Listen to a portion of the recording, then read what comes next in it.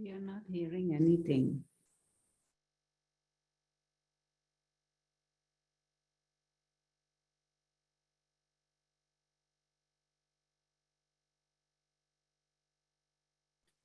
Not hearing. Okay, sorry. Good evening, everyone. Thank you for joining us. Seems like Thursday has come really soon this time. My name is Anita, and I extend very warm welcome to everyone who's joining us on Zoom, YouTube, and Facebook. Manhattan Meditation Center is offering quite a few things in the month of February. On February 7th, we are starting a Raj Yoga meditation course, Reviving the Higher Self.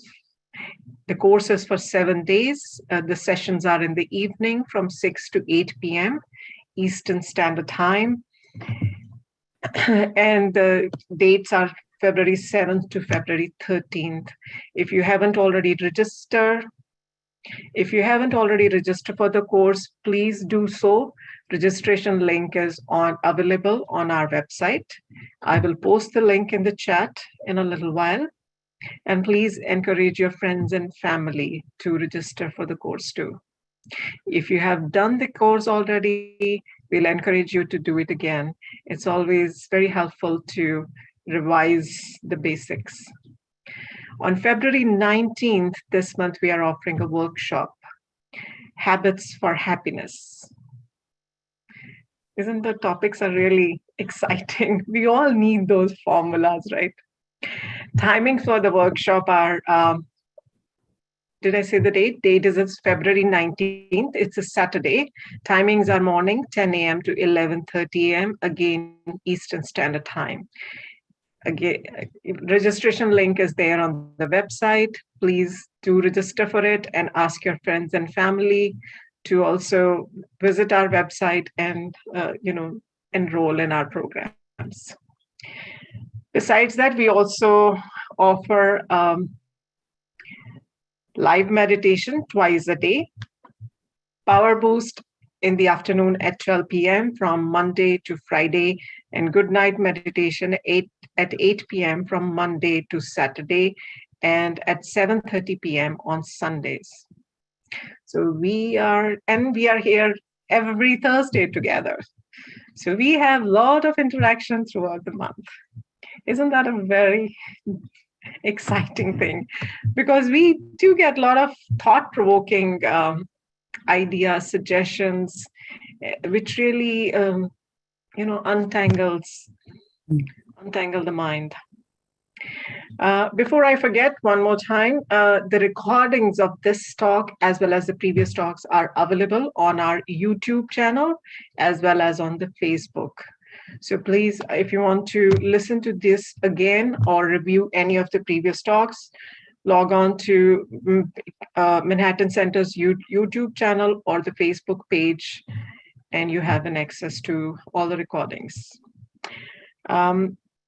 Even the recordings of the meditations are available on this, on our YouTube channel and the Facebook page. In case you cannot attend or join meditation live, you can have the benefit of, listening through the recordings.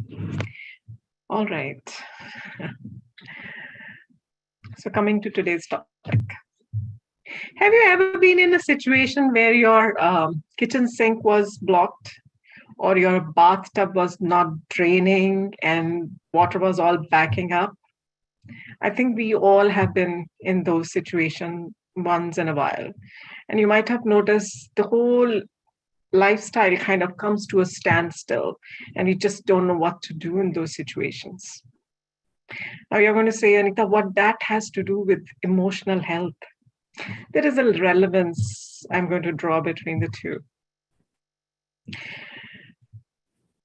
There's emotions can be looked in a lot of different ways. And one aspect could be emotions are energy in motion. And if we are in a situation or in a position where the we cannot accept the emotions. We are not processing them. We are not overcoming them.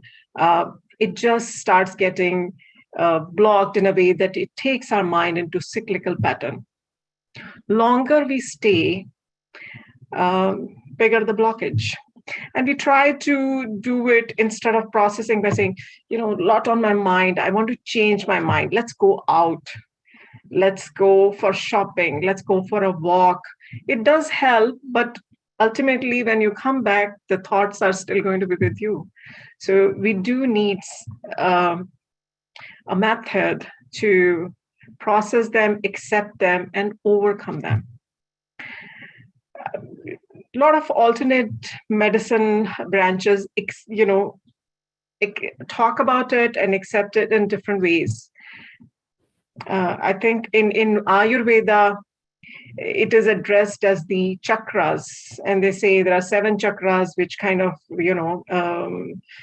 really affect the health of our body.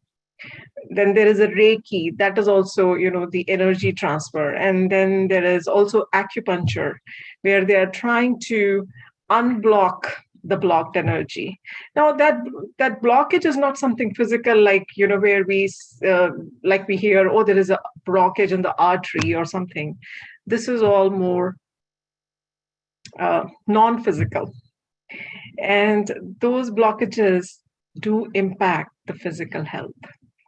And more acknowledgement for this aspect of being healthy is being accepted. People work on it, and it's being talked about. So today, Dr. Rona Schweitz, Sister Rona is back, is going to share her thoughts how to be emotionally healthy. Very warm welcome, Sister Rona. Thank you, Anita. And hello, everyone. And it may be a bit late, but still the greetings and the best wishes for 2022. I haven't seen all of you this year yet. So even though we're already in February, wanted to convey that still. But before we start, maybe we can start with a minute or two of silence. And in that silence, try to observe within the self, how do you position yourself in this world? What is your model of self and your model of life? Happy New Year.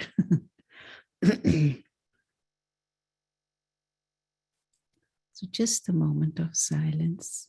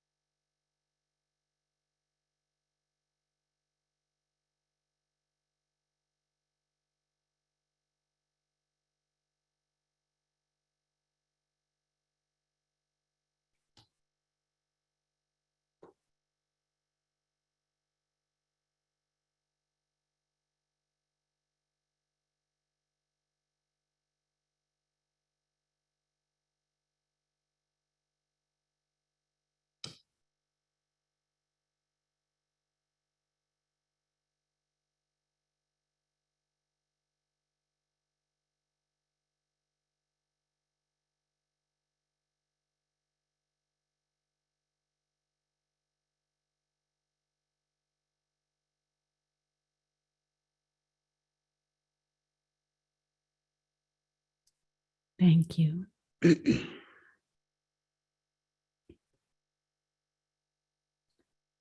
Just a question, Anita. Where is the spotlight? Because I'm not seeing. Spotlight is on you, Sister Rona. There are two. Did I spotlight the wrong one? But you're in the speaker's view. I'm not seeing.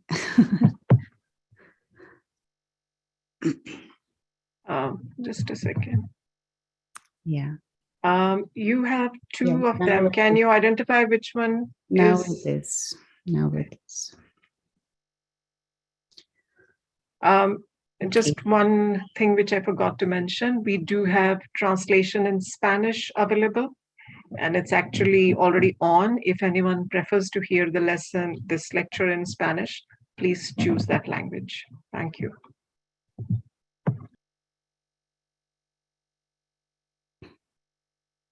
Okay. In the silence, just what is it that you observed within yourself? And just take note of it. What is it that you observed? And did you get a chance to identify for yourself what is your model to life? How do you position yourself? And we will come back to that little later on in our discussion. But emotional health, or a clean emotional state, a healthy emotional state, how would that manifest? And why is it important? Or is it even important for us? But first way to start thinking about that, to facilitate yourself to think and observe in that area, is to look at the motivation behind your choices and your decisions. At every moment in time, we are making choices. At every moment in time, we are taking decisions. And there is a motivation behind those choices. There is a motivation behind those decisions. And that motivation is mainly we want to be happy. We want to feel, comfortable. We want to feel comfortable and relaxed. Those are the two things.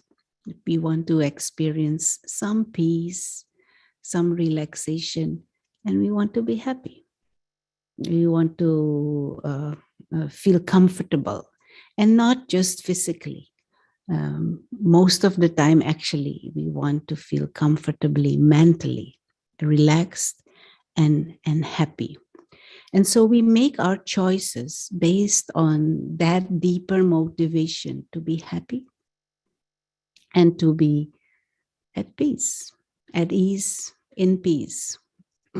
So you choose to come here to this meeting, this Zoom meeting, and listen to this talk, because consciously, but mostly subconsciously, we think this will empower us, will make us feel good, will give us tools to be feeling good, will give us tools to be feeling at ease and in peace. But every time, from the moment you get up, even getting up in the morning, is because there is a deeper drive, something I can do or something I can engage in that will make me feel happy or more peaceful.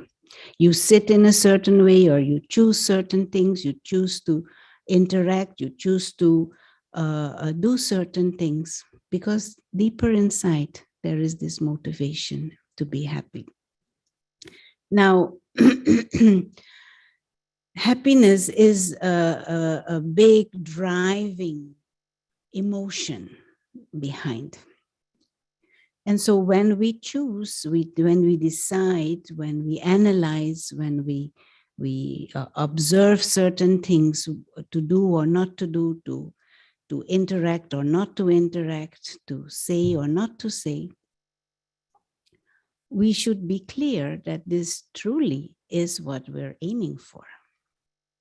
Will this really bring us happiness? And will this really bring us some peace or some peace of mind or some relaxation or some joy? Because if we're taking the wrong decision, because we are not properly positioning ourselves and not having the right information, then we might end up not being happy.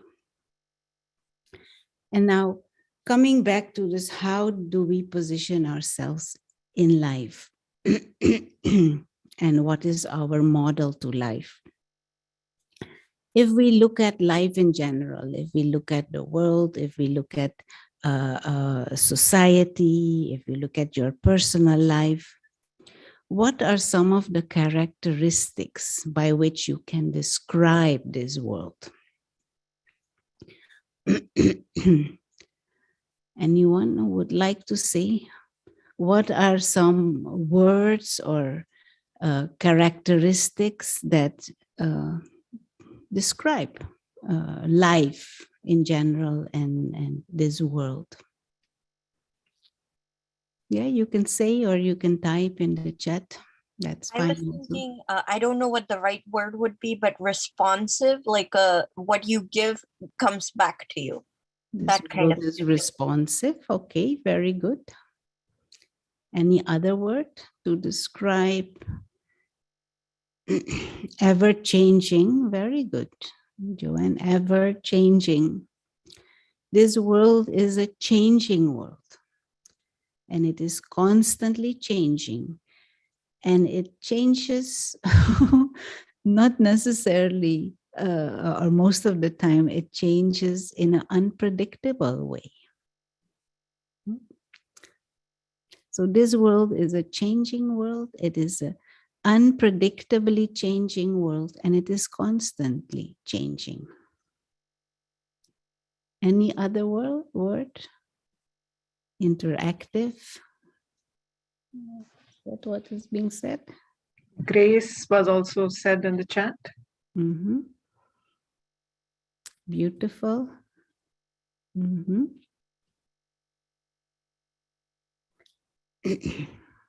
Any other words? If you look at this life, this world, would you describe this world? The word gratitude, that is your own inner feeling, but a characteristic of life in general.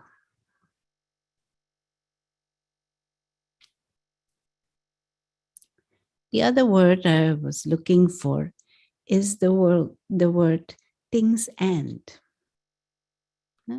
There is a beginning to things and it ends.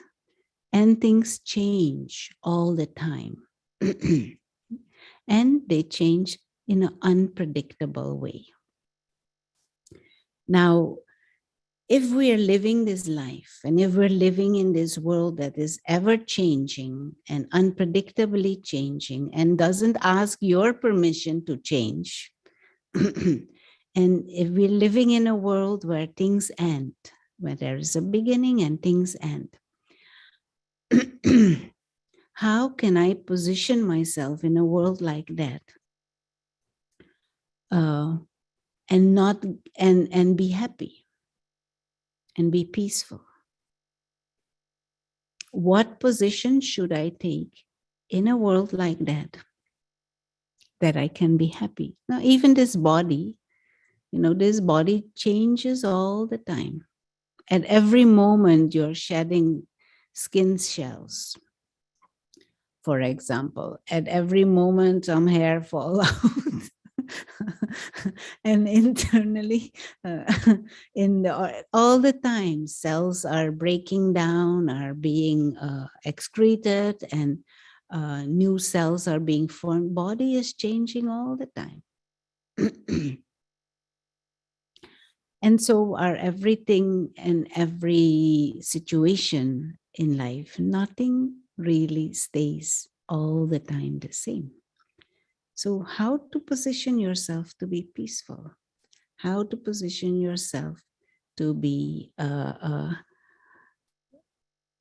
having gratitude, for example? How to position yourself in a way that you can experience everything to be beautiful? Only when you're not dependent on anything that can happen.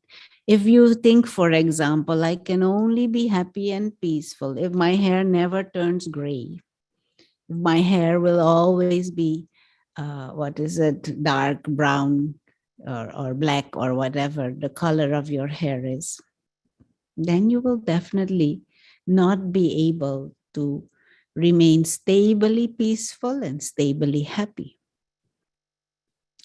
If I am happy because my neighbor every day says hello to me and has nice conversation with me, if that is the source of my happiness and my peace of mind, then what happens if one day that neighbor goes on holidays and is not there to say hello and have a nice conversation with me? If my peace and my happiness depends on having certain things or having certain people or having certain behavior or having the physical appearance be in a certain way all the time, if I'm dependent on anything, even if it is just a car, then I'm vulnerable, because we are living in a changing, unpredictably changing world, and things end. And so to be emotionally healthy, to have a mind that can produce healthy emotions like contentment, like joy, like harmony, feelings of enthusiasm, feelings of gratitude, feelings of respect, feelings of patience and tolerance, which are all manifesting healthy feelings and emotions. We need to find a way to position ourselves in this world, not getting dependent on things, not getting into bondage of things, not getting into an emotional entanglement with things and even with people also. And for that, that healthy state is a state where there is independence mentally. A healthy state is a state where the mind is free, not in, and free, the opposite is in bondage, not in prison. And physically, we understand bondage and prison, but mental prison means that I am ruled by desires and ruled by expectations, governed by certain demands, upon which if they are fulfilled, if those desires are fulfilled, if those expectations are fulfilled, then I am at ease. Sorry, then I can be in peace. That is not emotionally healthy. And then any situation is threatening, can be easily threatening my peace, my emotional stability. And if I'm emotionally unstable, how can I handle bigger situations, or even maybe life-threatening situations or major life events, if I cannot be stable with the changing weather, for example? Now, one moment it is 10 degrees Fahrenheit and the next day it is 40 degrees Fahrenheit. One day it is snowing like nothing. The next day there is sun, and the next day they're pouring rain all the time. So if my emotional state and my mood is based on the weather, then it will be up and down, up and down. And that is just weather. We're not even talking about extreme weather condition, or when there's some other major life event happening. So this a mind that is independent and free and is a mind that is closely, the way to describe that mind is we are doing that in many times when we are observers of things. When deeper inside, our positioning is of an observer. Now, say, for example, some tourist comes to New York City. They are observers here. They go to the Empire State Building, and there is someone is blocking the road. The observer thinks, oh, this is an interesting new situation. I don't experience this in my hometown. Major traffic jam in front of the Empire State Building. This is interesting. Everybody honking and screaming and someone jumping. And an observer is observing neutrally, but stays in his own inner peace and contentment, and maybe is even a bit amused by it. No, and everything happening in New York City, he's an observer. He doesn't need anyone to be in a certain way or to do in a certain way. He's just observing. That tourist mindset helps him to be free from many complicated emotions in which New Yorkers get entangled because they're in the middle of the thing and they identify and they want to go to her and this and that, and they have all kinds of demands and expectations of how things have to be. So, but that observer mindset helps one to just kind of be out of it emotionally and stay with the own inner security from being a tourist, and he has his home and his hometown, and he's okay with and he's just visiting here. As opposed to one who is in that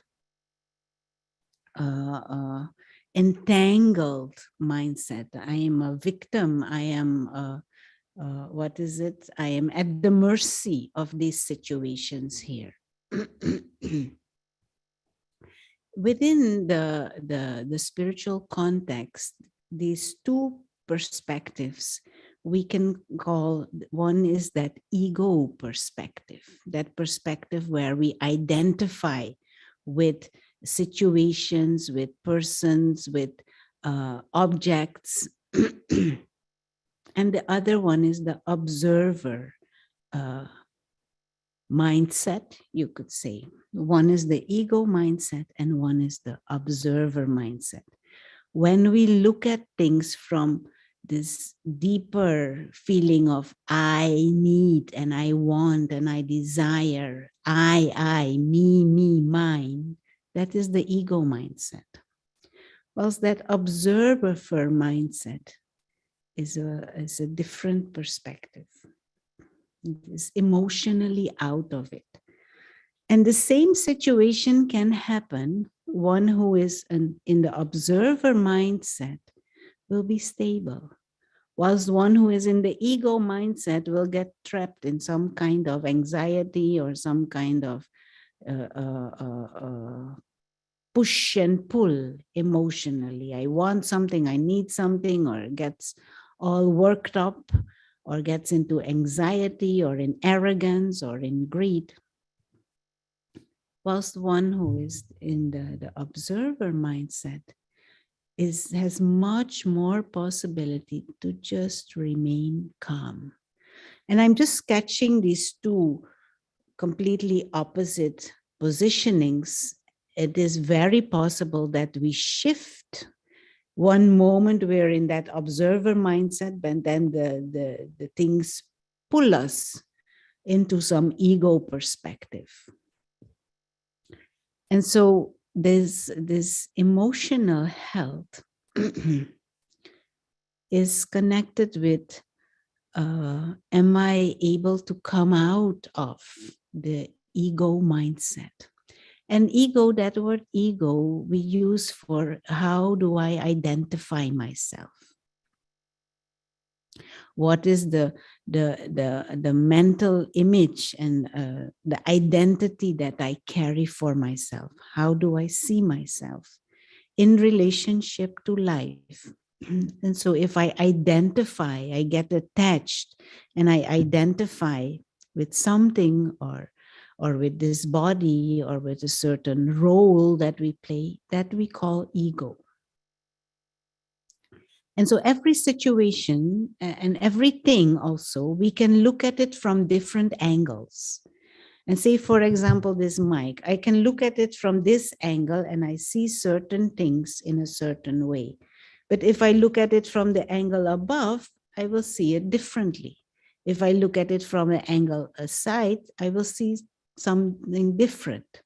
And also to use it, if I use it from above, the result will be different. If I use it from this angle, it will be different. So in the same way, every situation in life, we can approach it from different angles. We can approach it from the ego perspective, or we can also approach it from the observer perspective. And how we deal with that situation, how we think about that situation, what we will feel from that situation depends on the angle that we use to look at it. If I look at things from this ego perspective, I, mine, then most things will be possible threat. Most things might not become compliant to my feeling peaceful. I can, if there are lots of ego within, and I'm using this ego perspective to deal with things, there will be easily lots of anxiety and insecurity there.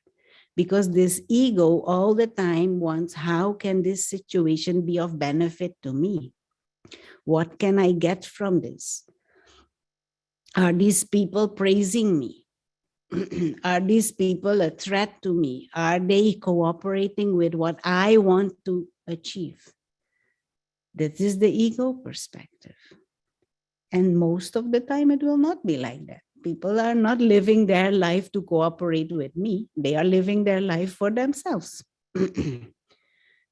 Whilst if I have the observer perspective, it is just a scene in the drama of life. Nobody owes me anything. Why am I in the expectation that they have to serve me? That is ego perspective. And in that observer perspective, I have much more chance of being calm. So the real benefit actually does not come for me if I'm in that ego perspective, where I'm all the time saying I, me, consciously and subconsciously. Whilst in that observer mind, I don't expect things to serve me. And if I don't have that expectation, then I will not be disillusioned also. It will be much more easy to just accept things the way they are. To give a gross example, the weather.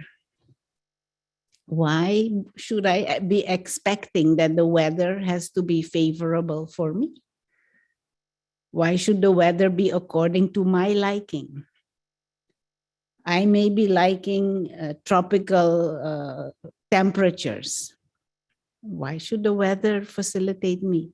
There are millions of other people who don't like tropical weather. So the weather is now put in a difficult position, who to please. So we are actually in a very good place because the weather provides all kinds of weather conditions to please everybody some of the time. So in the observer mindset, I can step back and look at it in that way. In the ego mindset, I can only see I, me, and what I want. An observer mindset can see much broader and can empathize much broader also. Now, this is something that we can easily practice for ourselves. If you truly want to take a step into stabilizing your emotions and emotional health, then in every situation, try to observe, or maybe not in every situation, but in situations that you catch yourself, try to observe what is the perspective I'm using. Is it this ego perspective, me, my, mine? Or am I taking an observer positioning here and seeing the big picture? More I allow myself to see a bigger picture, more chances are there for me to be more stable and more, what would be the word? Reasonable in the way I deal with things and respond to things. Because ego is all the time trying to get out there to get something. Ego is constantly insecure to lose a position, to lose something, always feeling threatened or possibly threatened. And even if ego is relaxed, ego is still anxious because next moment can be losing his object that makes him relaxed. Whilst as an observer in that tourist kind of mindset, we know things will change. We're not expecting anything specific. Life is a journey, and on that journey, there will be many, many different scenes. Not the other day, someone called the center and very emotionally in turmoil. Her father of 95 years old was suddenly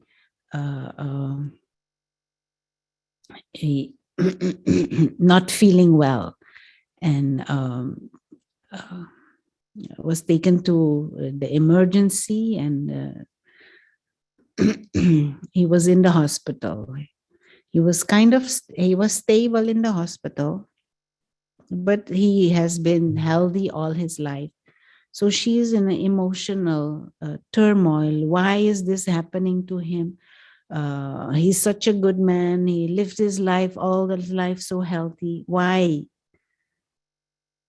He was 97, I think he was even. This is a sign of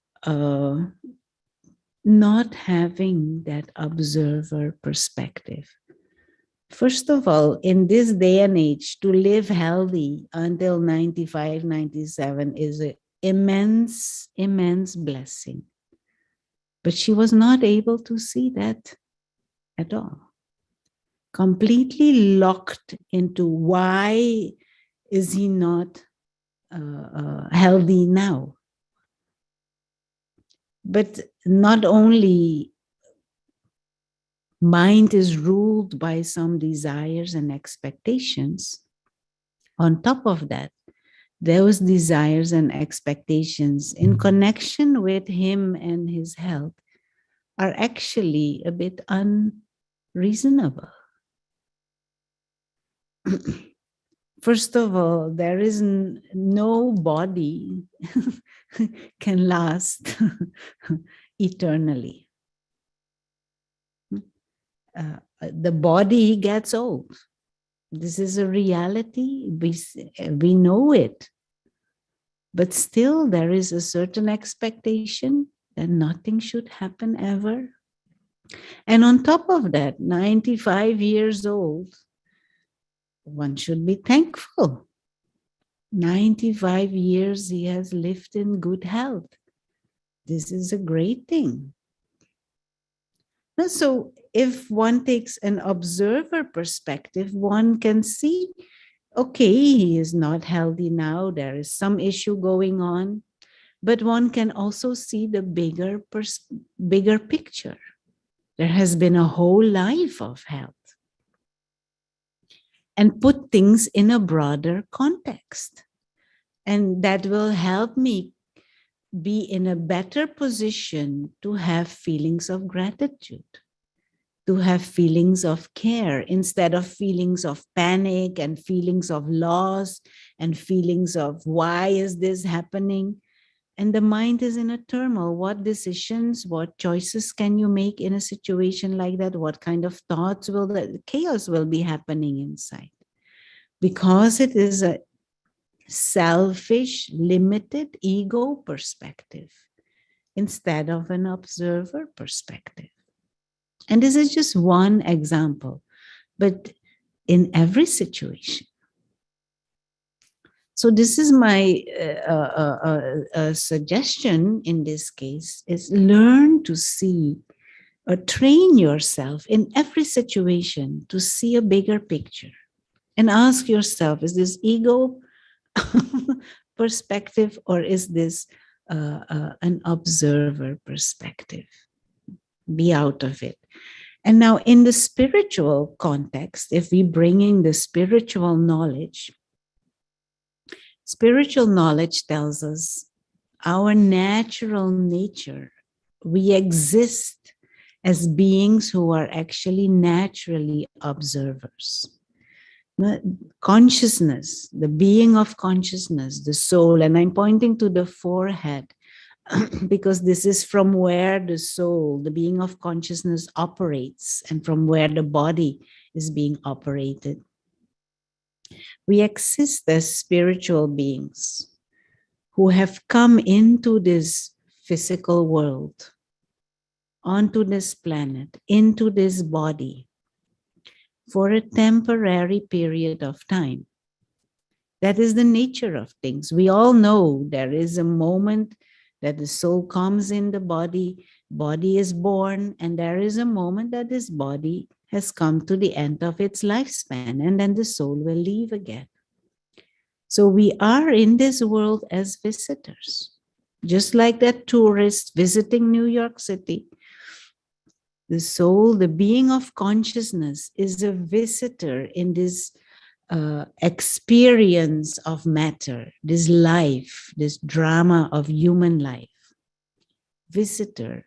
And the healthy positioning to take is one of an observer. We are here to observe, to experience, to share, to care, but not to get into some identification and some attachments in a world that is changing, a world that is constantly changing, a world that is unpredictably changing, and in a world where things end. The healthy mental positioning is of an observer. And so the spiritual knowledge tells us you are an observer. You are not the physical being, you are a spiritual being who is an observer in this world, who is like a visitor in this world. And when this experience in this body, in this lifetime ends, the soul, the being of consciousness will leave and go on with the journey. But nothing here is mine, truly. Even this body is on loan. And so the rational way to look at this is to see the illusion of ownership. Now, something that is with you for a temporary period of time to get in the belief that you own it, that it is mine, or to identify with it, it is a sign of confusion. Now, so even this body, it will be with me, with the soul, this whole lifetime. But at the end of the lifetime, I will have to give this body back to nature. It is not mine. I have it on loan. So at the most, we are trustees of it. So we use it properly, we enjoy it, and we experience things with it. But to get into this deep belief of mine, I own, and is part of the confusion we are in. And then to identify with it, to think it is me, it is I, that is even further confusion. And so that puts us in a very emotionally vulnerable state. Whilst if we take the position of observer even towards this body, that is a much more healthy state. We are spiritual beings. And the image that is used is this image of light, like a star, but it is a spiritual personality who transcends the limitations of matter, one who is an observer in this physical world. That is a broader spiritual perspective than to think of myself as a human being who is born and will die with the death of this body. A spiritual perspective says, no, you are a spiritual being, temporarily having this experience using this body of this lifetime. But the existence of the being transcends the beginning and the end of this body. And so the way we see death will also change if we change perspectives. And so all the emotions around illness and will also change because our perspective changes. We are invisible observers, beings of light, beings of consciousness, temporarily visiting this physical world as observers, to see, to watch, to interact, to learn, to grow, to share, to empower. But nothing here is mine, and nothing here defines the real self. Anyway, play with this, because we have to prepare ourselves beforehand. Don't wait till some major event happens and then start practicing. This is like a muscle that we need to strengthen to see bigger perspective and practice a spiritual perspective, to see the bigger picture. And this is also where meditation comes in. Meditation is to deepen that awareness of the self as a spiritual being, visiting a spiritual being, observing neutrally. Okay, and there were some questions in the chat. Anita, maybe you can read what is there, and whoever wants, you can put your question in the chat. Yes, Sister Rona. So there was a question. Emotions are hard to control, especially in sad situations. And then there was also a comment by the same person in this, that ego and emotions are different things. So emotions are difficult to control. That's true. But if your positioning is different, then your feelings and your emotions will be different. If your perspective is different, then your feelings and emotions will be different. Now, say something is out there, there are some cars. They are there. And say somebody scratching on one car, and you are just observing that. And you think this is not this is not the right thing. And you may even go outside and you chase away the person to do that. But you're fine, or you will tell the concierge, please go and tell these people that they leave this car alone, or in the worst case scenario, you call the police, traffic police for them. But you will be emotionally okay. You will not be in some major kind of turmoil. But if it is your car, you might feel very different. And you might say, wait a minute, this is my car, and what is going on? And you will get into these emotions. Nothing different. Same person, a car, and scratching on the car. But because internally I'm taking this position of my car, there are all kinds of emotions which I can't control at that moment in time. But if there is a more neutral positioning, you can still act. You can still call the police. You can still do what needs to be done, but without that emotional chaos. The example that I gave from the father of someone in the hospital. You still act, you call 911, you do that, but are you doing it in that state of chaos because you're in this ego perspective? Me, my, mine, or are you in that observer perspective?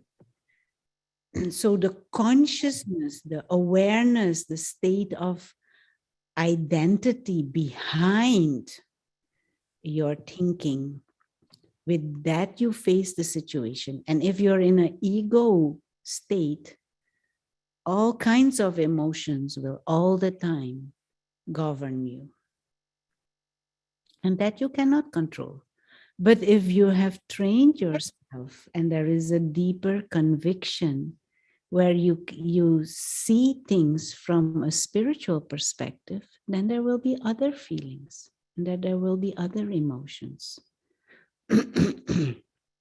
But once you're in emotional hurricane or whirlpool, then we shouldn't wait until that happens. Beforehand, train a more spiritual perspective. Then you will deal with situations differently. And then motivation is from care and love, not from desperation or insecurity or anxiety or fear of loss. What was the other question? Anyone have, please type in the chat so Anita can read it out. Mm-hmm. So Sister Rona says, why do you say it is better to have the observer perspective when some people have a very big ego, are successful materialists? If that is a good thing, then how is observer perspective right or better? It depends a little bit on how do you define success. If you define success having a lot of money and a high position, maybe a big ego may help. But I personally don't think it helps in the long run, even for that kind of success, because things are not sustainable. Cooperation of others is not guaranteed. Bigger your ego, less cooperation you will get. So you will have to force cooperation. So big ego actually is a guarantee for lots of emotional turmoil inside. But we don't know. I mean, successful people, the people who are the number 1 and 2 and 3 and 4 on Forbes list, for example, the richest people in the world, Many of them, if not all, are on antidepressants or sleeping tablets, or both, maybe even, or some other. At least the coffee and all of that is needed to create some boost. I don't know if you could call that successful. That also depends on your perspective. If a penthouse in uptown Manhattan with lots of money and a big car is your only definition of success, then maybe some ego will help you get there for a little while. But in the long run, I don't think so. But also, um, inside, will you be able to be enjoying that success? If you can't sleep, if you can't get along with your employees, if you maybe even can't get along with your family members, um, what kind of, is that a successful life? Maybe also we need to broaden our perspective of what success and successful life truly means. So there is a question related to the explanation what you just shared. Don't we have to have some pride related ego for getting ahead in life?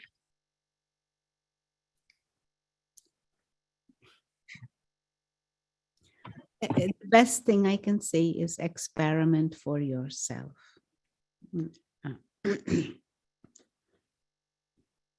Experiment with it and see the result. In my personal life, I have never seen that ego truly, sincerely brought any, what is it, results that were truly valuable and lasting. If you feel like that, but let it not just be an intellectual exercise in your mind that you say like that. Apply it, experiment with it. In a situation, in a relationship with someone, maybe you live with or friend or whatever at work, try. Take an ego position and see if it works out, or take an observer position where there is much more possibility to be patient, to be caring, to be humble. which positioning will get more chances of cooperation? Experiment with it, then you will find out for yourself. And also observe your own emotions whilst in that. One more, Sister Rona. Does the perspective of a problem solver work towards emotional health? Definitely. Definitely. There is a different attitude, no? And what is it? Tendency. Some people, ego will always see what will go wrong or what can possibly go wrong. Whilst the observer is more free to see what is a practical solution that is beneficial for all involved. So yes, a mind that is free, a mind that is not in bondage to a specific desire or expectation or a specific outcome, that mind is free to see big picture and also free to see possible solutions that are beneficial for all involved. But time flies as usual, which is part of the drama of life. So we have come to the end of the time. Maybe we can have just a few moments for yourself. Experiment with this observer. And just come back to some awareness of the self as a invisible observer sitting behind the eyes.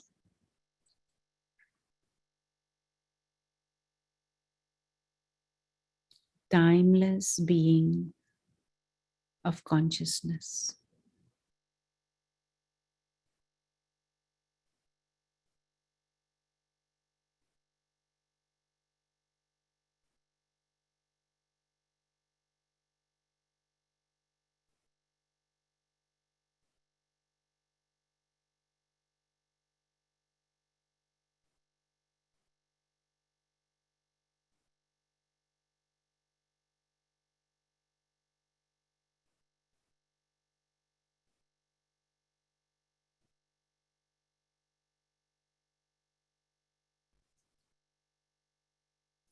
Thank you.